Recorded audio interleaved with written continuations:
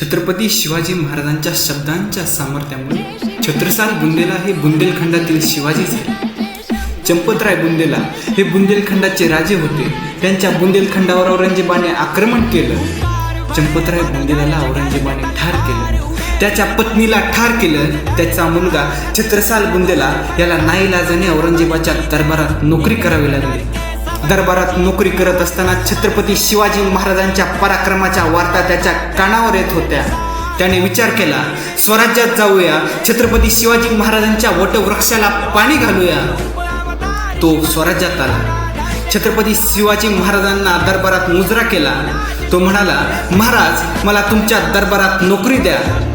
छत्रपती शिवाजी महाराजांना छत्रसाल बुंदेलाचा इतिहास माहीत होता. छत्रपती शिवाजी महाराज म्हणाले, अरे तुम्ही बुंदेलखंडाचे राजा आहात. अरे तुम्ही आमच्याकडे नोकरी काय मागता?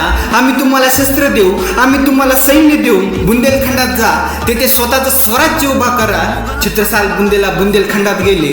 औरंगजेबाला सळो की पळो करून सोडलं.